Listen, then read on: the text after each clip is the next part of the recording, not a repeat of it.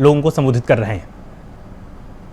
2017 में मार्च 2017 में जब प्रदेश सरकार ने अपराध और अपराधियों के प्रति जीरो टॉलरेंस की नीति के तहत काम करना प्रारंभ किया, आज वे सभी 70% व्यापारी जो पलायन कर गए थे सपा की सरकार के समय वापस कैराना वापस आ गए हैं और कैराना में व्यापार उनका उसी माहौल में फूल रहा है। आज आप फिर से नए प्रतिष्ठान बन रहे हैं, मॉल बन रहे हैं, पेट्रोल पंप लग रहे हैं। मैं एक व्यापारी के घर में गया था जिस व्यापारी ने पलायन कर लिया था और उस परिवार से मिलने के लिए मैं गया। वहां एक छोटी सी बच्ची मुझे मिली। मैंने उससे पूछा, मैंने कहा कहां स्कूल पढ़ती हो? उसने कहा यही कस्बे में। मैंने कहा स्कूल में जाने में डर नहीं लगता है? कहा नहीं, अब डर नहीं लगता है। 4 साल 5 साल पहले बहुत भय लगता था, लेकिन अब भय नहीं लगता है। अब तो जो हम लोग जाते हैं सड़कें सुरक्षित रहती हैं, पुलिस अलर्ट रहती है और अगर कभी किसी बेटी पर किसी अपराधी के द्वारा हाथ डालने का प्रयास होता है तो उसका जवाब पुलिस की गोली अपने आप देती थी है। हमारी गोली की आवश्यकता नहीं होती। भाइयों बहनों, ये माहौल प्रदेश के अंदर दिया गया और इसके लिए सरकार को हर एक स्तर पर लड़ना पड़ा। आप याद करिए, ये लखनऊ में 2010 से लेकर 2016 के बीच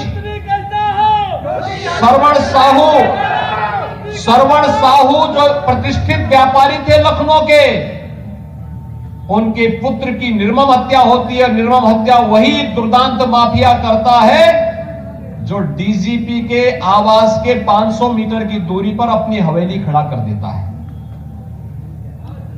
आप आश्चर्य करेंगे, डीजीपी के आवास के 500 मीटर की दूरी पर उनकी बड़ी बड़ी हवेलियां खड़ी हो गई माफिया की। मैं एक बार वहां गया था, मैंने पूछा भाई ये भवन किसका बना हुआ है, क्योंकि वहां से सॉफ्ट टारगेट था डीजीपी का आवास।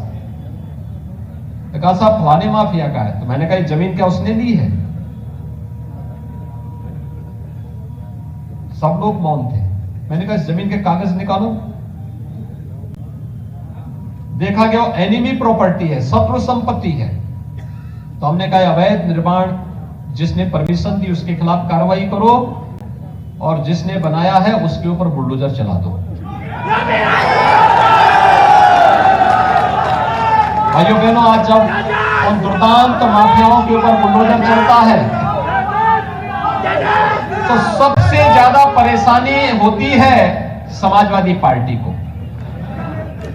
सबसे ज्यादा परेशानी होती है क्योंकि वह इन सभी दुर्दांत माफियाओं का सरपरस्त समाजवादी पार्टी ही थी। और इसीलिए वो हमेशा कहते हैं कि साहब इस सरकार तो बुलडोजर की सरकार है, क्योंकि माफियाओं पे बुलडोजर चल रहे हैं। हम जनता के लिए बुलडोजर का उपयोग करते हैं सड़क बनाने के लिए, लेकिन सार्वजनिक संपत्तियों पर कब्जा करके, व्यापारियों की संपत्तियों पर कब्जा करके, गरीबों की, किसानों की, निर्दोष लोगों की संपत्ति पर कब्जा करके किसी माफिया ने अगर संपत्ति अर्जित की है तो सरकार का बुलडोजर चल करके वापस उन गरीबों को, उन व्यापारियों को उनकी संपत्ति पर कब्जा दिलाने का काम करेगा ही।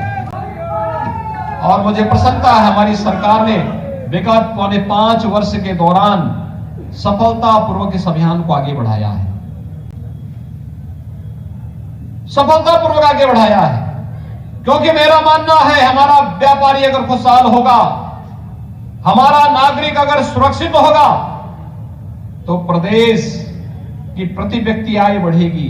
उत्तर प्रदेश जिसके लिए हकदार था, देश की सबसे अग्रणी अर्थव्यवस्था के रूप में उत्तर प्रदेश उभरेगा और अग्रणी अर्थव्यवस्था के रूप में उत्तर प्रदेश को आगे बढ़ाने के लिए ही हम लोगों के द्वारा हर एक चेहरे पर खुशहाली लाने के लिए, अपने नौजवानों के रोजगार के लिए, उनके उज्जवल भविष्य के लिए और उत्तर प्रदेश के नौजवान को उत्तर प्रदेश के बाहर कहीं कोई संदेह की निगाहों से न देखे, बल्कि सम्मान की निगाहों से देख सके, इस उद्देश्य से सरकार को कड़े कदम उठाने पड़ेंगे। आज वही परिणाम, उसी का परिणाम है। हमने रिफॉर्म किए, व्यापारिक हित के लिए, जनता के हित के लिए रिफॉर्म किए। ईज ऑफ डूइंग बिजनेस यानी व्यापार की सुगमता के लिए, उद्यम की सुगमता के लिए उत्तर प्रदेश देश के अंदर पहले 14वें स्थान पर था। यानी अगर दुनिया के किसी निवेशक को, देश के किसी निवेशक को प्रदेश में निवेश करना होता तो स्वाभाविक रूप से उसका जो प्राथमिकता होती है वो 3 स्थानों की होती है। पहले 3 स्थानों पर जो राज्य होंगे वहां पर उत्तर प्रदेश 14वें स्थान पर था। और दूसरा, उसकी समस्या क्या थी कि वह प्रदेश में निवेश करके पूंजी भी फंसती थी और उसकी जान की भी लाले पड़ते थे। 2017 के पहले प्रदेश के अंदर यह स्थिति थी। आज उत्तर प्रदेश देश और विदेश से आने वाले किसी भी निवेश के लिए 14वें स्थान पर नहीं, अब Uttar Pradesh ease of doing business में नंबर 2 स्थान पर है।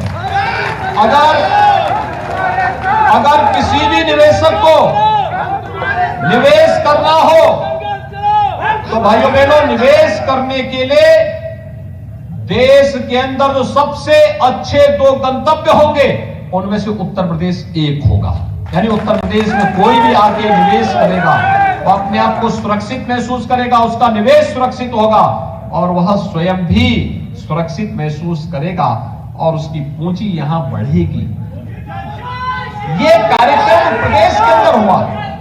प्रदेश की अर्थव्यवस्था, सबसे बड़ी आबादी का राज्य और सबसे बड़ी आबादी के राज्य की स्थिति क्या थी? अर्थव्यवस्था हमारी 6-7वें स्थान पर थी। भाइयों बहनों, आज उत्तर प्रदेश देश की दूसरी अर्थव्यवस्था बन गया है, नंबर 2 की अर्थव्यवस्था बन चुका है। और ये चीजें बताती हैं उत्तर प्रदेश के अंदर व्यापारियों के कल्याण के लिए, आम नागरिकों के उत्थान के लिए शासन ने जो योजनाएं बनाई, आज निरंतर वे नई ऊंचाइयों को छूती हुई दिखाई दे रही है। आपने देखा होगा जब प्रदेश के अंदर व्यापारियों के बीमा को देने की बात आई थी, डॉक्टर दिनेश शर्मा जी और डॉक्टर महेंद्र सिंह जी कैबिनेट में चर्चा करने के लिए बैठे थे। इन्होंने कहा कि नहीं, इसको 10 लाख का किया जाना चाहिए। और हम लोगों ने जैसे 10 लाख का किया, देखना हजारों व्यापारी जिनकी दुर्भाग्य से किसी एक्सीडेंट से, किसी आपदा के कारण उनकी दुखद मृत्यु हुई है, उनके परिवार को सरकार ने 10 लाख रुपए की सहायता इस व्यवस्था के अंतर्गत उपलब्ध करवा दी है। भाइयों बहनों, एक जनपद एक उत्पाद हमारा परंपरागत उद्यम उत्तर प्रदेश की पहचान किस बात को लेकर के थी? अपने परंपरागत उद्यम के लिए। और याद रखना, बड़े उद्योग के लिए स्थानीय उत्पाद और उसके क्लस्टर बहुत महत्वपूर्ण होते हैं। उत्तर प्रदेश इस दिशा में पहले से समृद्ध था, लेकिन आजादी के बाद चाहे वह कांग्रेस रही हो, सपा रही हो, बसपा रही हो, इन्होंने व्यापारियों का उत्पीड़न किया, उनका शोषण किया। परंपरागत उद्यम बंद होते चले गए। चाहे वह लखनऊ की चिकन कारीगरी हो, मुरादाबाद का पीतल के आइटम हो, अलीगढ़ का हार्डवेयर के कार्य हो, फिरोजाबाद का ग्लास उद्योग, कन्नौज का ईंट, भदोही के कालीन, पीलीभीत की बांसुरी, अमरोहा का तबला, ये पूरे देश के अंदर विख्यात था। हर जनपद में कुछ न कुछ था। लेकिन पिछली सरकारों ने कभी इस उद्यम को, इस परंपरागत उत्पाद को बढ़ावा नहीं दिया। हमारी सरकार आई, हमने इसकी मैपिंग करवाई,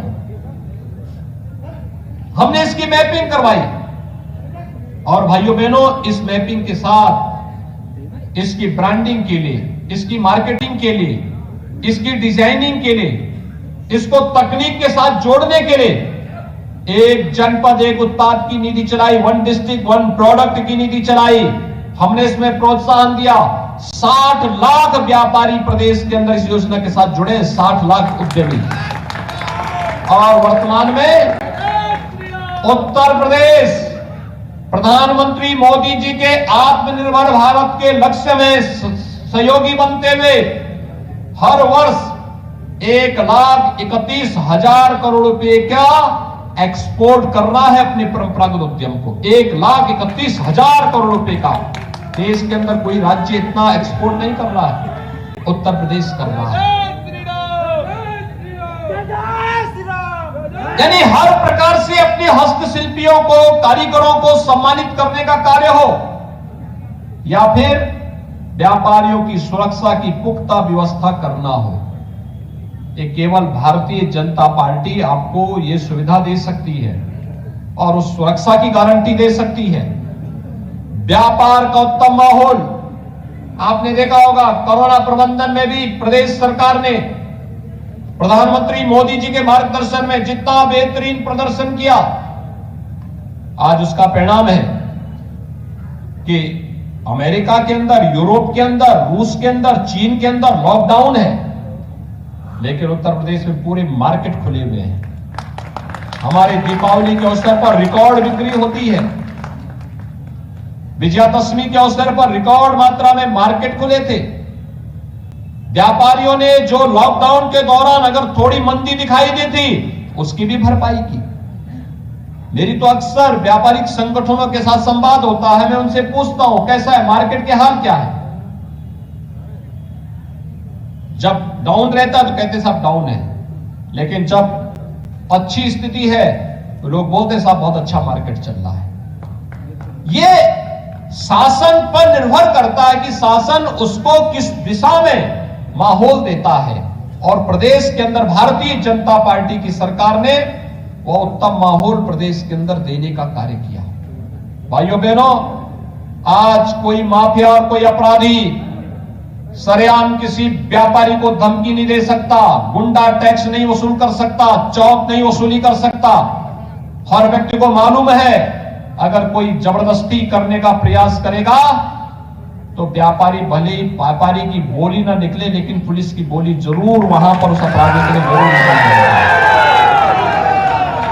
और मैं आप सबको यही आश्वस्त करने के लिए आया हूं, हमारी प्राथमिकता प्रदेश के 25 करोड़ लोगों की सुरक्षा है, और 25 करोड़ लोगों की सुरक्षा का रास्ता निकलता है हमारे व्यापारी बंधुओं की सुरक्षा के माध्यम से। अगर माहौल व्यापार का उत्तम है, हर व्यक्ति अपने आप को सुरक्षित महसूस करता है, हर बेटी अपने आप को सुरक्षित महसूस करती है, और प्रदेश सरकार इसके लिए पूरी प्रतिबद्धता के साथ कार्य कर रही है। और आपको यही आश्वस्त करने के लिए मैं आया हूं, जो उत्तर प्रदेश आज देश का एक अग्रणी राज्य बन रहा है, तेजी के साथ देश की नई अर्थव्यवस्था के रूप में उभर रहा है। अगला 5 वर्ष बहुत महत्वपूर्ण होगा। उत्तर प्रदेश को हम 7वीं अर्थव्यवस्था से नंबर 2 की अर्थव्यवस्था बना चुके हैं, इसको नंबर 1 की अर्थव्यवस्था के रूप में स्थापित करेंगे। उत्तर प्रदेश हर एक क्षेत्र में अग्रणी भूमिका के साथ आगे बढ़े। यह कार्य केवल और केवल भारतीय जनता पार्टी कर सकती है। नहीं तो नारे लगते थे, जो वोट बैंक बनाए जाते थे। कश्मीर में धारा 370 इसलिए नहीं हटेगी कहीं ऐसा ना हो कि वोट बैंक खिसक जाए। अयोध्या में राम मंदिर पे इसलिए नहीं बोलना है कि उनका वोट बैंक खिसक जाएगा। भारतीय जनता पार्टी की मोदी सरकार ने आते ही कहा कश्मीर से धारा 370 भी हटेगी, अयोध्या में राम मंदिर भी बनेगा, और दोनों कार्य भी करके दिखा दिया। भाइयों बहनों, हम जो कहते हैं हम वह कर लेते हैं, क्योंकि राजनीति हमारे लिए पेशा नहीं है, यह सेवा का एक माध्यम है। अपने प्रदेश को देश के अग्रणी राज्यों में आगे बढ़ाने का एक माध्यम है। भारतीय जनता पार्टी के एक एक कार्यकर्ता के लिए राष्ट्र धर्म सर्वोपरि है। आप इसीलिए देखते होंगे केवल भारतीय जनता पार्टी के ही कार्यक्रम में भारत माता की जय के नारे गूंजते हैं। कांग्रेस, सपा, बसपा के किसी कार्यक्रम में भारत माता की जय और वंदे मातरम नहीं गाया जाता है, क्योंकि उनमें हिम्मत ही नहीं। और आज भारत की राजनीति तो उधर जा रही है कि जो लोग राम को काल्पनिक कहते थे, कृष्ण को काल्पनिक कहते थे, आज इनका ढोंग देखो, ये कहने लग गए हैं, ये सभी तीनों चारों दलों के लोग अब कहने लग गए हैं कि हम ही राम के सबसे बड़े भक्त हैं। ये ताकत आपकी है, जनता जनार्दन की ताकत है, लोकतंत्र की ताकत है। इनको भी, इनकी कमर को भी आपने लचीला बना दिया है और इनको अब घुटना टेकने के लिए मजबूर कर दिया, नाक रगड़ने के लिए मजबूर कर दिया है कि ये भी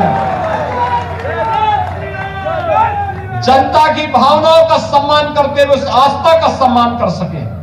और नहीं तो इनकी सरकारें आती थी, बसपा की सरकार आई, उसने जन्माष्टमी के आयोजन पर रोक लगा दी। सपा की सरकार आई, उसने कावड़ यात्रा पे रोक लगा दी थी। कांग्रेस की सरकार आई, उसने अयोध्या में राम जन्मभूमि पूजा करने पर रोक लगा दी थी। भारतीय जनता पार्टी आई, हर थाना में श्री कृष्ण जन्माष्टमी के आयोजन भव्य तरीके से हो रहे हैं। भव्य तरीके से श्री कृष्ण जन्माष्टमी के आयोजन होते हैं। रंगोत्सव का आयोजन हमने बरसाना में ही शुरू कर दिया है। मथुरा श्री कृष्ण जन्माष्टमी के आयोजन भव्यता के साथ मथुरा में मनाए जा रहे हैं। अयोध्या में राम जन्म भूमि पर भगवान राम का जन्मोत्सव हो या दीपोत्सव का आयोजन, ये दोनों भव्य तरीके से सरकार के संरक्षण में आयोजित होते हैं। संतों का आशीर्वाद मिलता है, जनता जनार्दन की उपस्थिति होती है। हमें कोई संकोच नहीं, कावड़ यात्रा अपनी धूमधाम के साथ निकलना है। हमने रोक नहीं लगाई, आस्था को सम्मान दिया है और ये आस्था हमारी सबसे बड़ी पूंजी है। भाइयों बहनों, आप सबसे मेरा यही अपील होगा कि व्यापारी समुदाय अभी से कमर कसे। सुरक्षा का जो बेहतर माहौल मिला है, कारोबार की जो सुगमता और सरलता के साथ साथ आगे बढ़ने का अवसर प्राप्त हुआ है, या प्रदेश को अग्रणी राज्यों में देश के अंदर स्थापित करने का भी एक अवसर हम सबको प्राप्त होगा। हर व्यापारी को आगे बढ़ने का, अपने कारोबार का विस्तार करने का एक अवसर भी देगा और सुरक्षा का एक बेहतर वातावरण, व्यवसाय की सुगमता का एक बेहतर माध्यम केवल और केवल भारतीय जनता पार्टी दे सकती है। इस विश्वास के साथ मैं आप सबको आज के इस व्यापारी सम्मेलन को के लिए विनीत शारदा जी को और उनकी पूरी टीम को हृदय से बधाई देता हूं, शुभकामनाएं देता हूं और आप सबके प्रति अपनी शुभकामनाएं देते हुए वाणी को देता हूं। धन्यवाद। जय हिंद। तो ये बड़ा अपडेट आपको बता देते हैं।